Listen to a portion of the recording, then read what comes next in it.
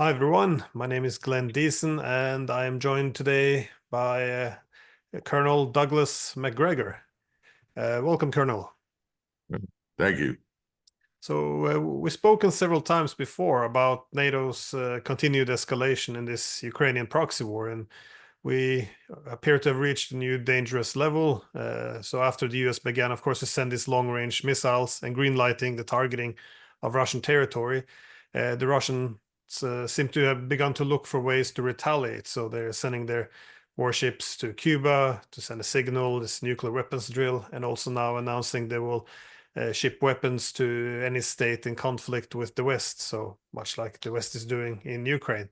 But then, of course, we saw this attack on beachgoers in Crimea with this American ATACMS with cluster munition warheads. So what I hear now from Moscow is that there's massive pressure building up on to effectively say no more, and this need to restore its deterrence by looking at ways to retaliate. So I'm just curious, how do you read the situation in terms of what happened in Crimea? How serious is this? And instead of calming things down, the United States seems to be on the verge of green lighting contractors to go into Ukraine as well. So where do you see all of this heading? Well, let's look at it on several different levels. First of all, the decision to provide the ATACMS was always a bad one because they have a range of probably 180 miles or more, depending upon the target. And what occurred over Crimea was that I think it was a total of 5 missiles were fired. Could have been 4, but I think it was 5. All but one missile was shot down, which tells you something about the quality of Russian air and missile defense. Pretty substantial.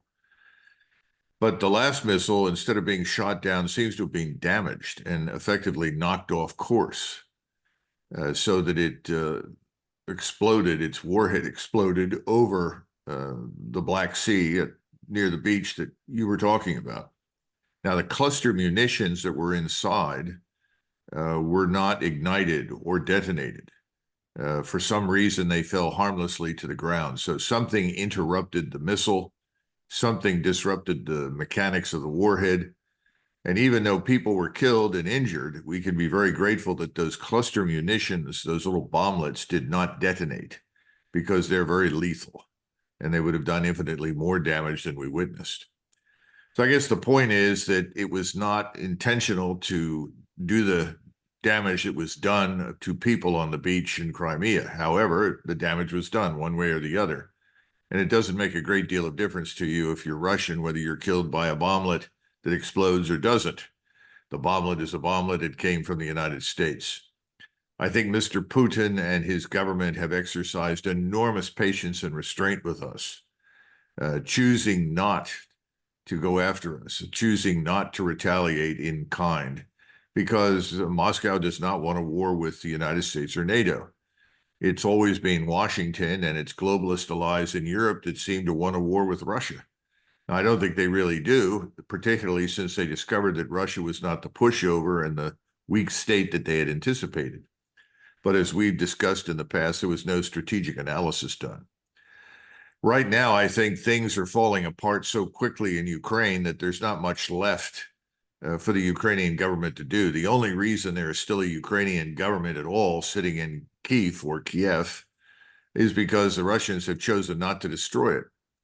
And I think what we're going to witness in the near future is a major operation involving a large number of Russian troops that will, in fact, cross the Dnieper, something that really hasn't been at the top of Putin's list.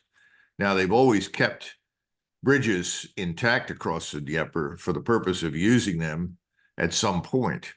We know that they still want to seize Odessa, which is historically a Russian city, just as they want to control Kharkov, which is historically a Russian city. But much beyond that, I don't think Moscow is interested. Unfortunately, they may not have a choice because no one will step forward and negotiate. Now, that's at the moment. There are lots of other things happening, and we need to talk about those. The situation in Europe is changing. It may be that in Norway, there is quiet and stability. but that's certainly not true on the continent. And what happens on the continent is far, far more important than what happens anywhere else in Europe. France is on the verge of revolution. I don't know how much people are paying attention to events in Paris. Not only is Mr. Macron finished as a president, the attempt to replace him with another homosexual globalist, which appears to be underway right now, is not going to work. The French populace is now arising from its long sleep, if you will. The French army is not like the armies of other NATO states. It's extremely nationalistic. It's committed first and foremost to the French state and the French nation. So these patriots in uniform in the French army are not going to stand idly by. We're going to see a major meltdown and then a rebound of the French nation. This is going to change everything. The rumors of all sorts of strange things occurring are almost endless. I was reading in a French outlet some discussion about the attempt to call on assistance from, quote unquote, the EU and NATO to intervene in France to prevent this revolution from occurring, which is kind of laughable. I mean, NATO can't intervene anywhere with ground forces to do much of anything. But now they're talking about introducing foreign ground forces into France. Well, that certainly worked very, very well back in 1789 to 1790, if anybody bothers to go back and look at it. The French smashed the Brunswickers who came in from the Holy Roman Empire, or at that time, the Habsburg German nation, to try and stop the revolution. It failed miserably. If anybody's even thinking about it, they're crazy. I think France is going to be in substantial turmoil. I think that's going to change the approach to Russia, because I think eventually the government that comes to power there is going to renounce this war against Russia. And the French are going to focus internally. And it's not just France. I think we're going to see Germany walk a similar path. Obviously, Germans are Germans, not Frenchmen. But you will see a governmental change in Germany, and they too will walk away from this war against Russia. But I think what you're really seeing with Washington is a last desperate effort to maintain the facade. They would like to see Zelensky survive at least until the November elections. I don't think that's possible. I think he'll be gone before that.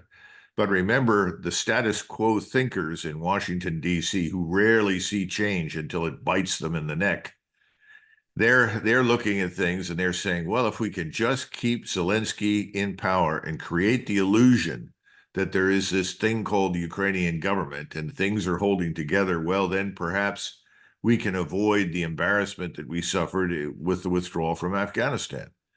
Remember, the withdrawal from Afghanistan was horrendous. It was an exercise in gross military incompetence, which, by the way, would have happened under Trump too, because the same general officers that were hopelessly incompetent that directed this disaster were there under President Trump. So there was no change from President Trump to President Biden. The same actors were there.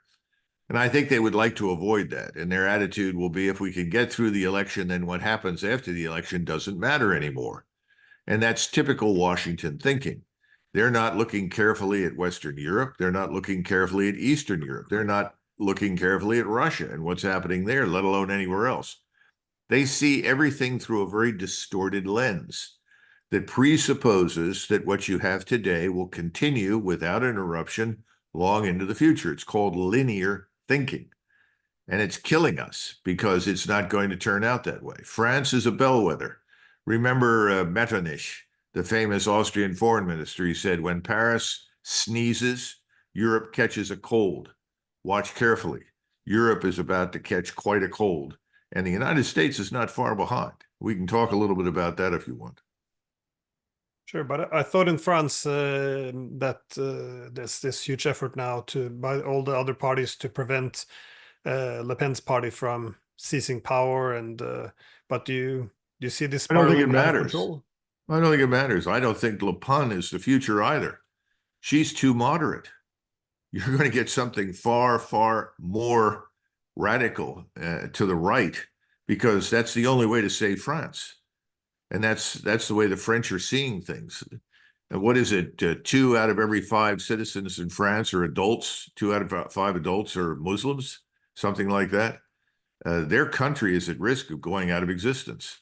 I think the population on the whole has figured that out. Now, there are loyal communists who will resist that the globalists can deploy, much like Antifa or BLM or something, but it's not going to work. I think the French population is now thoroughly awakened, and they're going to demand substantial systemic change. So let us assume that Le Pen wins and Le Pen becomes the governing force initially. She won't last. There'll be more turmoil because the population wants action now. This is what we're going to see across Europe.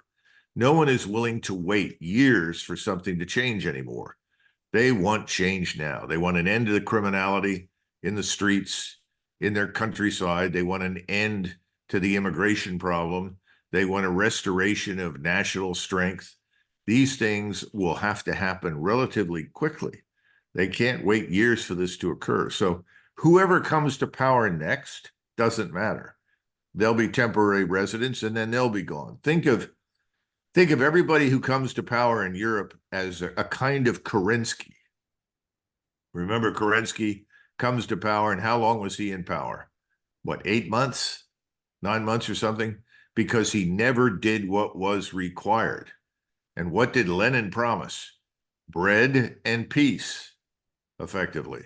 In other words, no more war, an end to that. And then we're going to feed everybody. And that's what people in Russia at the time demanded. Now, they didn't realize what they were going to get from Lenin. And he was a maniac, as we all know. We don't need to go down that particular path and talk about the millions of people he murdered. That's not what we're going to see from the right. What we're going to see from the right is simply order that people want and a restoration of national identity, culture, and strength. Those things will come. You don't have to kill millions of people to do that by any means. And it's not necessary and it won't happen. But it's going to be somewhat violent. It has to be. I mean, this is pent up emotion and anger that's been brewing, what, for years. Now it's finally bursting through the surface. Well, back to on the topic of the escalation with the American contractors. What do you see the significance there? I mean, it feels like one step before one might introduce actual soldiers, or maybe it's just instead, but nonetheless, you can't introduce any soldiers. You know, the U.S. Army isn't prepared to go in there. It's incapable of going in there. It's incapable of offensive warfare.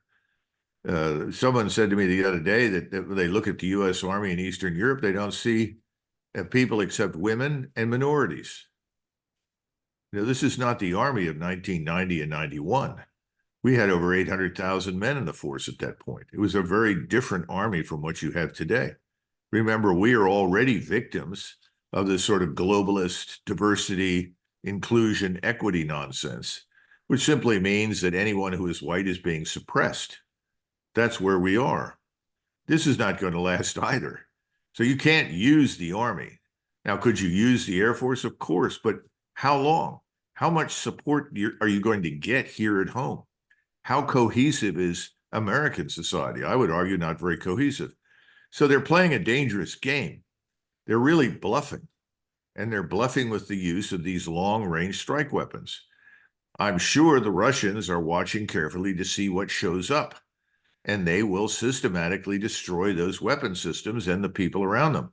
They already destroyed the MLRS systems, or the HIMARS systems, whatever you want to call them, the Army tactical missile systems that were fired at them. They've already destroyed those, and they will continue to do so.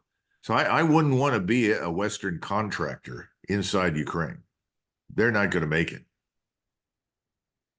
And well, I guess another escalation would be the expectation of the first F-16s to arrive now during the summer. Now, it's argued that they will come at an opportune time, given that the West has green-lighted attacks on Russian territory as well. But the problem is the Ukrainians are, and NATO for that sake, are also cautious about stationing them in Ukraine, as they would then likely be hit. But, you know, if they're placed on NATO territory and attack Russian targets, then from Russia's perspective, they would be, these NATO airfields would then be legitimate targets. So it appears that absolutely. they're, but it appears that they're moving to this solution. Absolutely. Well, remember, you've got something else happening, Glenn. The global hawk that was shot down over the Black Sea was targeted because the Russians asserted that this global hawk had a role to play in the targeting and data transfer to the MLRS systems in Ukraine. I don't know whether or not that's true. We use a lot of space-based surveillance and communications as well to supply the Ukrainians with real-time information and targeting data. But the Russians have said that if you bring any more intelligence, reconnaissance, surveillance platforms, manned or unmanned, into the area, into our airspace, or close to it, we'll shoot them down. And the fools in Brussels said, well, that's fine. We'll send up F-15s or manned aircraft to fly escort for the next global hawk we send up. Well, they'll be shot down. Now, the question is, at that point, do we really think that Washington can mobilize the American people to go to war against Russia because Russia has already warned everyone that if you continue to do what you're doing and you bring in manned aircraft to protect the unmanned aircraft, we will shoot them down? I don't see any evidence that they can mobilize the United States for that at all. I don't see the American people backing it. And I am increasingly convinced that the majority of Europeans, maybe not in Norway, I remember when we had problems in the Balkans, the closer you got to the scene of the action, the less enthusiastic people were about intervention there. But the further away you were, Canada, Norway, Sweden, everybody was very excited about bombing Serbs. Well, this time around, I think the Norwegians and others better give it some serious thought because the Russians aren't going to spare the horses. Now, if the Norwegians host systems that are used to attack Russia, they'll become targets too. So I don't know what people in Norway think, but if you're a German right now, you're an Austrian, you're a Czech, you're a Hungarian or Pole, you're beginning to say, what a minute, wait a minute. Do I want to be drawn into this? Do I want these systems stationed on my soil? Do I want strike packages being flown from Poland, Germany, Italy, Romania into Russia? I don't think so. I think this thing is really coming to an end. It's not just turning a new page in a new chapter. This is the last desperate gasp of Washington to maintain the fiction that something good has happened in Ukraine. That's what this is about. Well, I guess this is what I'm referring to. Not only the Russians now taking more aggressive steps in the Black Sea to counter American intelligence there and targeting, but in terms of this F-16s, because there seems to be this idea that NATO can keep these planes outside Ukraine and then land them shortly in Ukraine at an airfield, temporary, before taking off again to attack Russia. But and under this guise, they wouldn't be attacking from NATO territory. But it seems very unlikely that the Russians would accept this. Now, I'm Well, not of sure if they course. would go to the length of attacking the NATO airstrips, but it also seems likely that the NATO might use Moldovan airfields, given that they got greater protection for planes. If this is the case, to me, it seems almost certainly that the Russians will bomb the Moldovan airfields. I'm just curious, do you see any similar paths in terms of, does it seem credible that the delivery of the F-16 could be a way of further, demanding, if you will, a more fierce response from the Russians? Well, the Moldovan airfields sit inside the Moldovan population. The Moldovan population doesn't support the war. The government is a loyal globalist vassal government of greater NATO, but the people that live in Moldova don't want it. That's my point, that if you fly these strikes from these bases, it's not going to work because the populations will not respond favorably to it. Right now, we've already issued orders in Europe that if U.S. military personnel leave any of the bases where they are located in Eastern and Central Europe, that they must take off their uniforms and go out in civilian clothes. Why would that be the case all of a sudden? Because the hostility to our presence in that region is growing. Now you're asking, will the Russians blast to smithereens an airbase? Yes, they will. That's the point. I mean, how many times have the Russians warned us? And the Russians do not bluff. Whatever the Russians say they will do, they carry through. We don't. We talk a great game, but when push comes to shove, we don't carry through. Remember, for the last 2+ years, we've been talking about a NATO ground force rushing into Western Ukraine, setting up some new defense. What's happened? Nothing. It's not going to happen. So that means you're reliant exclusively on air and naval systems. Frankly speaking, I would be more concerned about events in the Black Sea or the Baltic than I would right now about F-16s flying anywhere in Central Europe. I think the sea lanes, the open sea, where we have U.S. ships, U.S. combatants, Royal Navy combatants, and others, there's a greater opportunity there for confrontation than there is on land. That doesn't mean it's impossible on land. I'm just saying that's the first place I would look. That's why I brought up the Global Hawk.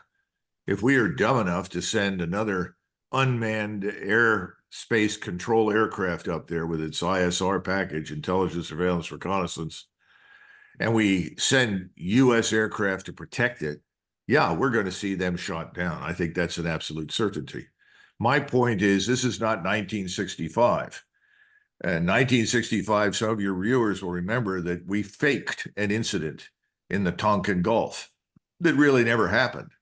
And that became the trigger for what we call the Tonkin Gulf Resolution that then brought us into Vietnam with ground forces, direct confrontation.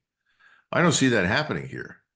And I think Washington, as deranged as it is right now, as disconnected as the globalist ruling class is from reality, they're not going to do that, because if they do, I think their constituents will rise up and tell them no.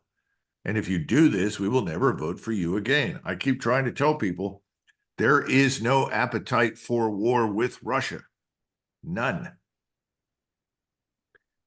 Well, yeah, no, I agree, and I think this is often when NATO made the decision to start striking Russian territory, the main argument was, it's not fair in a war that Russia should be a safe territory, which no one would strike. But it was also true that NATO was considered a safe territory. So, we do our proxy fighting within the Ukrainian borders, but now that we took the war into Russia, the voices I hear from Moscow is why should the NATO territory be safe now? Why should we bring the war to them? But I guess the main challenge for this is how it could be done without sparking a direct clash, because no one would want this. Now, obviously, I read in the media about all this arguments that perhaps the Russians are behind, these fires and different sabotage missions across Europe, which I haven't seen evidence, but of course this is very possible. But you also have this idea, well, this thing they already announced they would do, which is sending weapons to third parties. What do you see is the most likely countries or actors to give weapons to? For example, do you see them giving missiles to the Houthis in Yemen to strike British or American warships? Or do you think they haven't gone to that extent yet? If you look at Latin America, Mexico, Venezuela, Cuba have always been hostile to the United States and the West. Go all the way back to the Spanish Civil War. Venezuela, Mexico, Cuba supported the communists in Spain against the nationalists. So that's America's soft underbelly, where the massive influx of millions of people coming through the Mexican border has taken place. It's very easy to escalate horizontally, and that's really what Putin has been doing. Horizontal escalation means instead of up and direct, you're escalating around the world. Where has he been? He's been to North Korea. Now, some of your viewers will remember that President Trump went to Hanoi to sign an agreement that had been carefully worked out that was going to denuclearize the Korean Peninsula. It would have eventually removed all nuclear weapons from the peninsula, and ultimately, U.S. forces would have gotten out. China supported that, and because the Chinese wanted that, the Russians went along with it.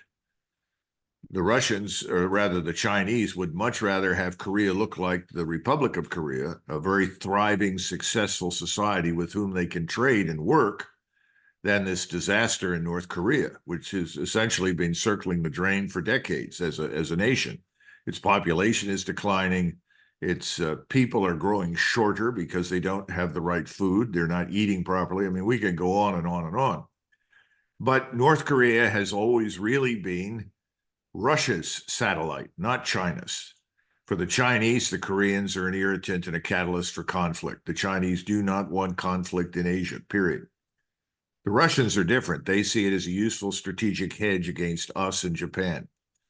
Where else did Putin go? He went to Vietnam.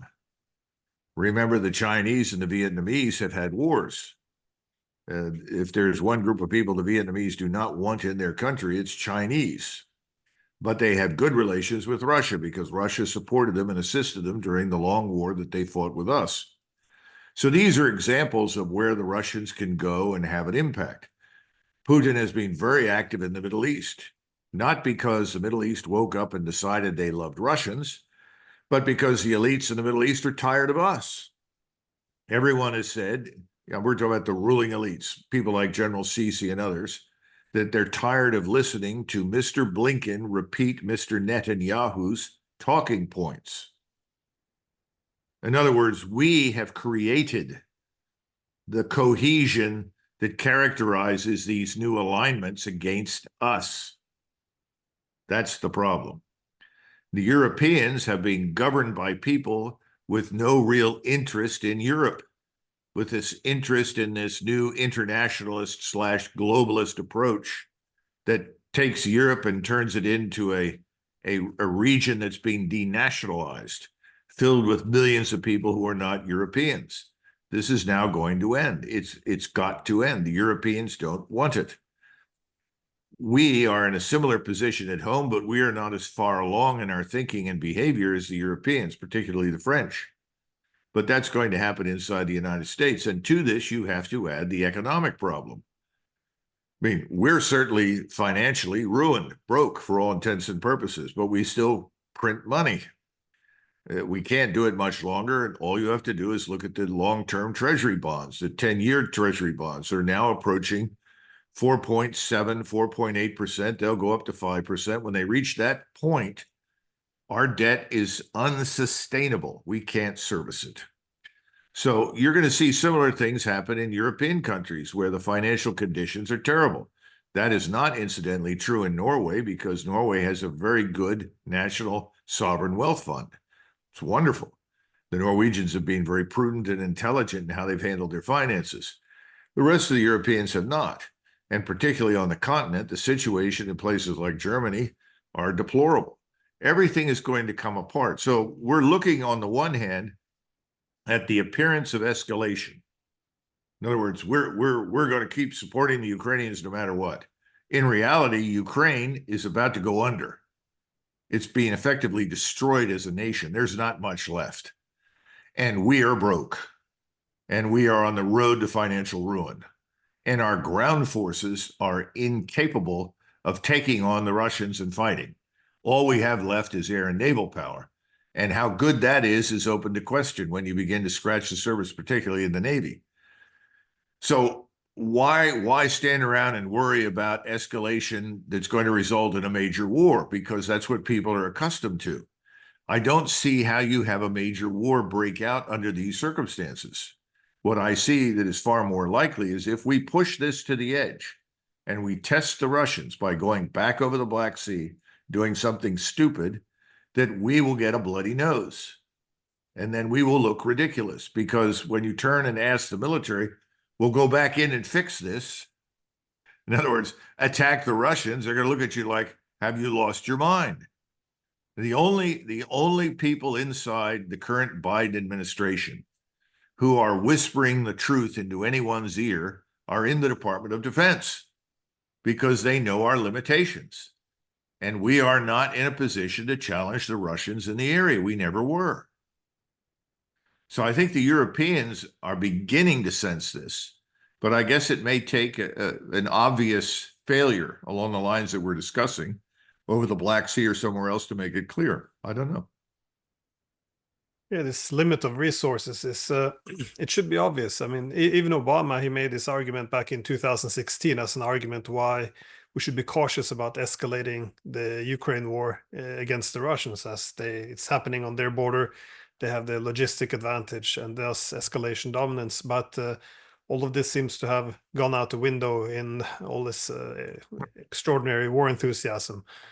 But yeah, besides the escalations and the dilemma the NATO is at the moment, it seems within Ukraine things aren't going quite well either. The economy is going very bad.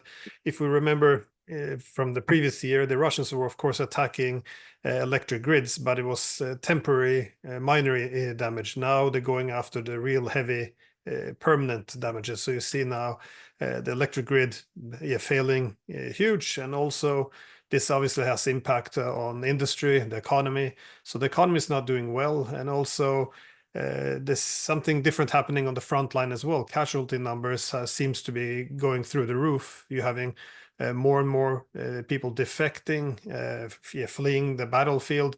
Of course, this is correlated with the more aggressive, well, recruitment policies in which people are dragged off the streets. But this seems to be going. This isn't sustainable, it seems to me. How are you reading this situation? Because this is just militarily on the ground. We estimate that the Ukrainians are losing between 10 and 15,000 killed in action every week, and people are astonished. But that happens at the end of wars, when armies begin to melt away, when things fall apart, and you're in full retreat. That's the sort of casualty rate that you experience. This has been true throughout history. It doesn't matter what nation or what army. If you go into this retreat business, you lose more men in the retreat, in chaos, than you did on the battlefield when you were effectively defending or at least holding together. And I could go all the way back to the American experience in the War of 1812, when the British landed not far from Washington. We fought a battle. We were decimated. We outnumbered the British almost 2-1. We fell apart, and by the time the remaining forces reached Washington, D.C., they were perhaps 20% of what they had been to begin with. This is not unusual. The Ukrainians have very little left, and this regime, the Zelensky regime, doesn't appear to be concerned about that. They're busy trying to stuff more cash into their pockets and into their bank accounts, and so they're happy to maintain this facade of strength with what I call vengeance weapons. And that's what they're using these things for, hoping that they're going to get an overreaction out of the Russians that might bring us in, or bring in Europe, or bring in NATO. It's not going to happen. It's interesting because it's similar in some respects to Mr. Netanyahu's passion for invading southern Lebanon. You know, you've got at least 70,000 severely wounded Israeli soldiers as a result of Gaza. We think 5,000-6,000 may have been killed. We just don't know. Everybody lies about casualties during a war. But the Israeli Defense Force is being damaged. Now you want to take the Israeli Defense Force that's damaged and hurl it at Hezbollah, which is infinitely more challenging than Hamas. Having failed against Hamas in Gaza, now you want to go and attack somebody else. Why? Because it offers the opportunity potentially to drag in the United States on the side of Israel, to engage directly against Hezbollah. Of course, that has terrible implications strategically for the rest of the region. But if you're Mr. Netanyahu, you don't care. If you're Mr. Zelensky, you don't care. You know, that's the problem right now. But it's, I think we have to understand that, but it's also back again to this issue. It's not just running out of manpower. I think it's becoming harder and harder to conceal the enormous graft and corruption in Ukraine. I mean, billions and billions and billions of dollars have been stolen.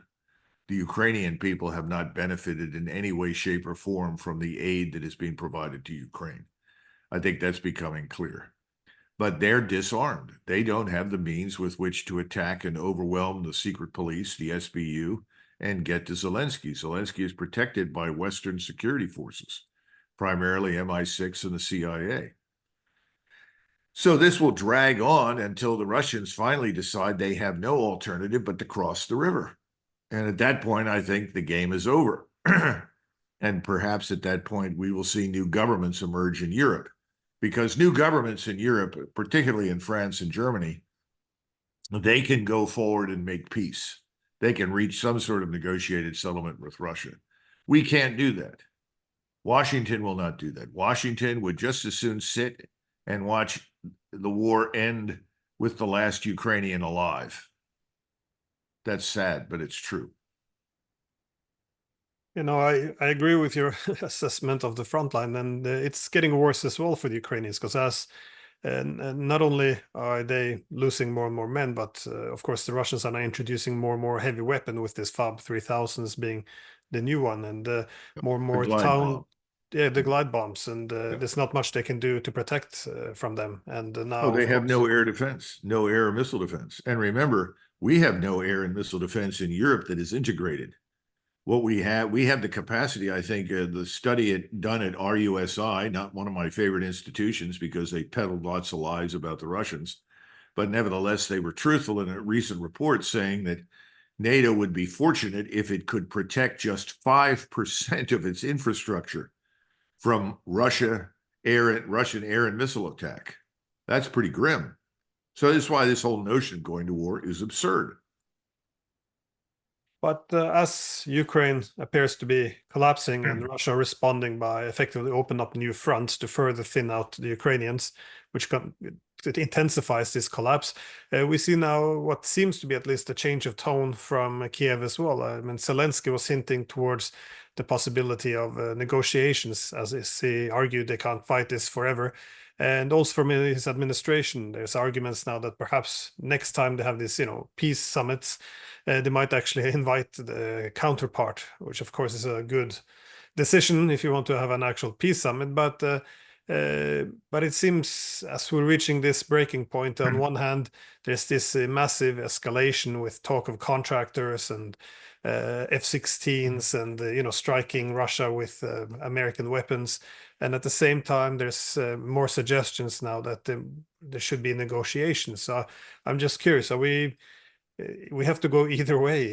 Do you see a clear path? Is there any prospect for negotiations at this time? Because we keep insisting also that we will not accept effectively anything. We can't accept the Ukrainian neutrality, which has to be the foundation of any peace agreement. So, do you see anything, or can there only be a military solution to this conflict now?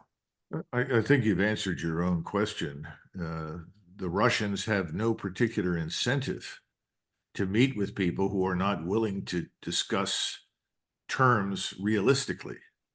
In other words, what realistically can you discuss with the Russians?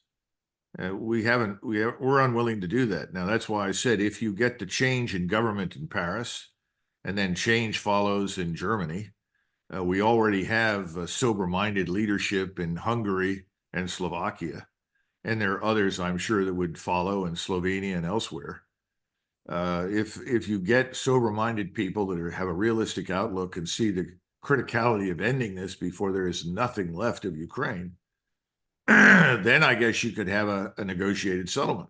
But it's going to consist of sitting in front of a map and watching Mr. Lavrov or someone else draw a line that outlines what the Russians currently control in eastern Ukraine and probably crosses the river and includes Odessa, as well as Kharkov. So that's what would happen.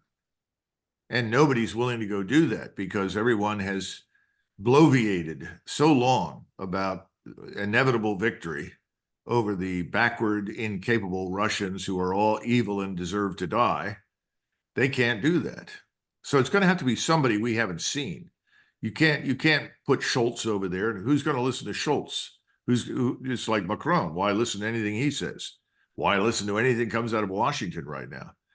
And the noises that are being made by Trump on the home front are absurd. As though he behaves as though this is 1991 and he can call the shots. He can't. This is going to end one way or the other when the Russians want to end it. And they're going to end it on terms that they can live with. And that means that Western Ukraine, west of the river, has to be neutral. That rump state cannot become a threat again to Russia, period. End of discussion. Now, whatever else they're willing to negotiate, I don't know, but that's an absolutely, preeminent goal that's not up for discussion. And why would they ever negotiate otherwise? We've lied to them about everything. Go back to the biolabs that they've overrun and found. That had malevolent, mendacious, malicious intent from the beginning, terrible things. And go beyond that, look at the plans that existed to hurl this Ukrainian army at Russia itself and Crimea and so forth. I just don't know. People don't seem to have a grip on reality. Why would you bother negotiating with anybody at that point? Yeah, no, also the impression I get from Putin these days, I mean, I feel like I've seen this before when he, for example, cautioned the West towards the end of 2013, beginning 2014, not to try to topple the government.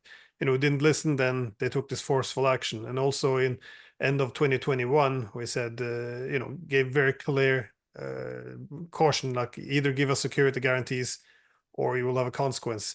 Now, I got a similar feel from this last offer he gave of a peace agreement when he said, give us restore Ukraine's neutrality and pull out of those 4 regions which Russia has annexed. This is why I was surprised the West blew it off in the way it did, because yes, I can see why it would be difficult to swallow the idea that Ukrainians have to leave territory which they haven't even lost yet, but but not to take advantage of this as a starting point to at least discuss, can we change the administrative line? We can't, the territorial thing obviously makes things much more complicated, but at least it was an opener to sit down, see what their demands are, and then begin negotiations. But just to blow it off like this, I think, yeah, like you said, it's just convinced the Russians now that they can't deal with the West anymore, and there's only military solution left. I have a hard time understanding why sitting down and talking, as we see now the front lines breaking down, why this is still rejected. Well, the globalists always demonize, degrade their opponents. In other words, if you go back and look over the last 30 years at us, the series of governments cannot speak to other governments in a civil manner. We have this sort of phony metric by which we measure the moral goodness of a particular country and its leadership. In truth, anybody who opposes us or doesn't want to do what we would like them to do is the enemy, and we tend to characterize them in the worst possible terms. I think this is caught on, and at least in my lifetime, it's been very popular in Europe. It was particularly popular in Germany. Many years ago, an old friend of mine said, it's funny to watch the Germans, and not just the Germans, but the Dutch and others. They have surrendered this sort of old idea of military supremacy or racial supremacy in favor of moral supremacy. Now they've declared themselves to be permanent victims, and they are morally superior to everyone else in the world, and therefore anything they say is good, and what they hear from other people that don't agree with them is bad. I think that's what's happened. How can you negotiate with Mr. Putin, who has been run down in the Western press as some sort of Stalin-like figure, who spent all of his free time executing people in the basement of the Lubyanka prison? It's absurd. It's just ridiculous. Remember this Baerbock, the German foreign minister who went to Moscow and refused to shake the hand of Sergei Lavrov. Who is this little woman who has done nothing in her life to refuse to shake the hand of the Russian foreign minister? Well, she apparently thinks she's superior. This is the problem. These people need to go, need to get the hell out of there. You got to get rid of them. We have to live in the real world, not the fantasy world. My headquarters for our country, our choice, is in Orlando, and we're not far from Disney World. But there's more reality in Disney World right now than there is in Washington, D.C. and much of Europe. So this has got to change. Now, once that changes, then I think you'll see a willingness in Moscow to actually sit down and talk. But right now, I think I would take the same approach that Bonaparte did when he was approached by people in Italy and said, well, you can't do this or you can't do that because after all, that's the Pope in Rome has objected and you could be excommunicated or something. And his answer was, how many battalions has the Pope got? And he brushed it off. And of course, the rest is history. Well, if I were in Moscow right now, my question would be, all right, you've made your point. What are you going to put up? And you got to be very careful because remember, Russia now is ready to fight. Its morale is high. It's taken very few casualties, contrary to the lies promulgated by the press in the West. It is ready to fight. It has armies on the ground. It can raise more. It doesn't want to. That's a different issue, but it can. Its manufacturing base is on a war footing. They're running shifts in factories, turning out missiles, rockets, artillery rounds, new equipment, weapons, you name it. We're not doing that. We're running out of missiles in the United States. And I see no evidence of anybody stepping forward over here and saying, well, let's run 3 shifts a day so that we can produce enough air defense missiles or strike missiles. No, it's not happening. The same slow, ponderous process that's been there for 3 decades is still there. Who are we kidding? So at some point, the bluff is going to be called. And that could be very costly to us. No, I agree. And I think this is the danger of NATO as well, this false sense of security, because at least in this country and around Europe, what I keep seeing, the assumption that we can do anything we want and no repercussion is always the assumption, well, NATO's here, the Americans are here.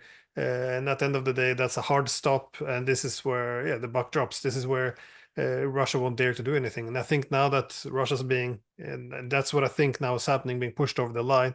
I think, as you say, they will call this bluff, and in which we will either have war or very humiliating and yes, pushback in which we have to adjust to a new reality. But What anyways, we I don't think want is a large-scale strategic Dunkirk, where we are compelled to ignominiously withdraw from Europe. That would be bad. But it may happen. If they didn't like what happened in Afghanistan, they'll be very unhappy with what happens in Europe if the Russians press forward. And this notion of using nuclear weapons makes no sense. I was called within the last 24 hours by some people who are very prominent on the Hill and in various campaigns for presidency, and asked, do the Russians really have more warheads and weapons platforms to launch nuclear warheads than we do? I said, yes. Now, does it matter? As Mr. Putin has pointed out, if we all launch these things, we'll all die. It'll be the end of civilization as we know it. So does it matter that they have 1,500 to 2,000 more nuclear warheads than the United States possesses? Well, I think it does matter. It always matters because people have to look at that and suddenly sober up and realize there is a disparity here, and it would be unwise to challenge your opponent on this level. But again, we're dealing with foolish ideologues. The people in Washington, and I would argue in Paris and Berlin and London and elsewhere, have been playing with military power the way a child plays with a loaded gun, and then points it at the wrong person, pulls the trigger, and causes tragedy because they don't understand what they're doing. I don't see any adults in the room in the West. The only adult right now in Europe and on the Eurasian continent is Putin. He's the sober-minded one. He understands the implications. That's one of the reasons he's been so methodical and so deliberate in the way he has moved, because he knows what he doesn't want, and he doesn't want a major war. But don't misjudge his sober-minded methodology for advancing slowly and carefully for a lack of resolve or capability. Russia has the resolve and the capability. That's what we need to understand. It's time for us to turn around and take a look at what we've got. Do we have the resolve and the capability? And that's very questionable in my judgment. And it has been from the beginning. Well, I wish we had the time to also discuss Belarus and that standoff, but it appears we have run out of time. So well, remember, you still have 100,000 Russian troops in Belarusia, and they're just north of Kiev, as well as the concentration of 300,000 in northeastern eastern Ukraine. So the tools are there. This thing can be brought to an end decisively, far more quickly than people realize. And it's time for the dying to stop. It's time to rescue Ukraine from the terrible tragedy that we've created in that country. But the people that created it are still in power. That's the problem. Colonel Macgregor, thank you so much for your time. I appreciate it. Thank you, Glenn.